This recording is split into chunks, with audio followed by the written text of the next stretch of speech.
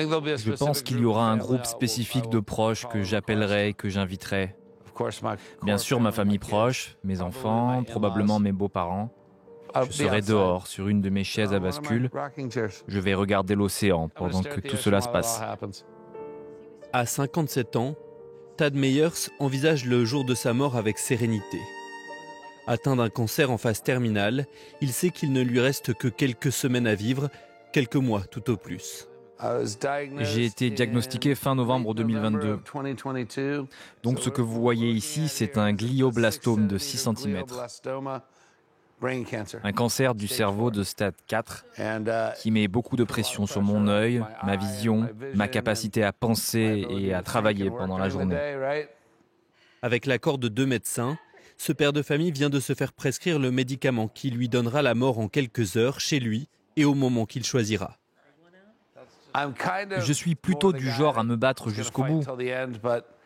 Mais en sachant que cette maladie va m'enlever la capacité de prendre des décisions, ça m'a semblé logique d'envisager la mort dans la dignité.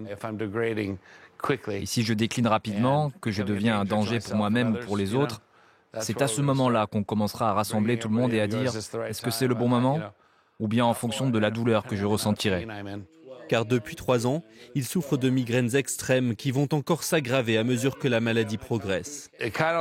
Ça me permet de dormir plus facilement la nuit, de savoir que je ne vais pas être torturé si ce n'est pas nécessaire. Vous voyez ? Torturé par cette maladie et ses effets secondaires. Pour Shannon, son épouse, il n'y a aucun doute, l'aide à mourir est une solution indispensable. Nous avons vécu notre vie et fait tous ces choix pour que nos enfants aient la meilleure vie possible. Et je ne pense pas qu'il soit juste qu'on prive une personne de cette capacité à choisir la fin de sa vie. Il a de l'espoir. Il veut aller mieux. Il se bat. Et je crois qu'une des principales raisons pour lesquelles il en est capable, c'est parce qu'il n'a pas peur. Et que ce choix, qui est là et disponible pour lui, c'est ça qui atténue cette peur. En Californie, l'aide à mourir pour des patients en phase terminale est légale depuis 10 ans. Une loi adoptée après la médiatisation d'un cas, celui de Brittany Maynard, elle aussi atteinte d'un cancer du cerveau. Ces photos viennent de la première année de notre relation. En 2014, cette Californienne de 29 ans et son mari sont obligés de partir dans l'Oregon pour bénéficier de l'aide à mourir. Brittany a décidé qu'elle devait prendre la parole, qu'elle devait aider des personnes qu'elle ne rencontrait jamais, mais qui pourraient se retrouver dans sa situation, mais sans avoir la possibilité ou les moyens de déménager dans un autre État. Quand elle est morte, il y avait 4 États où c'était légal.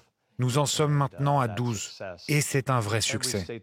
Dans chaque État où j'ai travaillé, ils connaissent l'histoire de Brittany, ils se souviennent d'elle.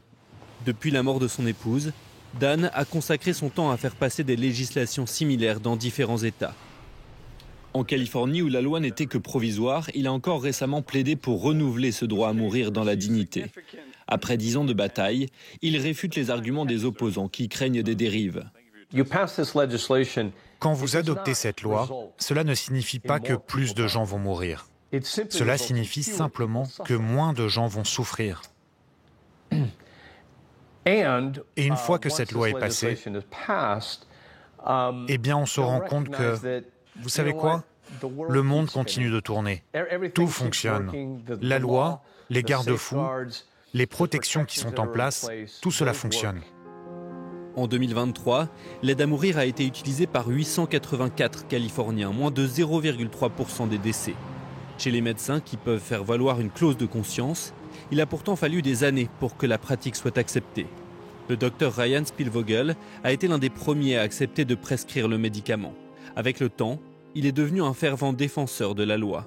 Beaucoup de médecins se sentent un peu mal à l'aise avec l'idée de prescrire un médicament pour aider quelqu'un à mourir,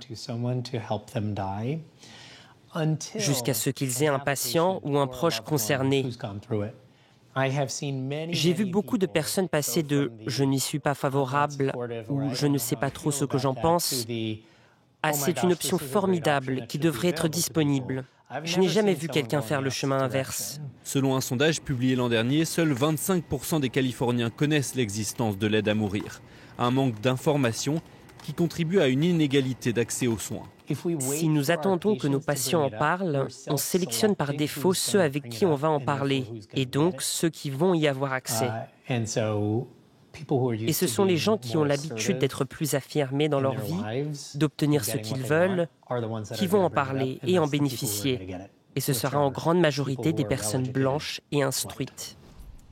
La Californie fait partie des 12 États américains qui autorisent l'aide à mourir. Près de 10 ans après son adoption, la loi a finalement été confirmée et rendue permanente par le Congrès local.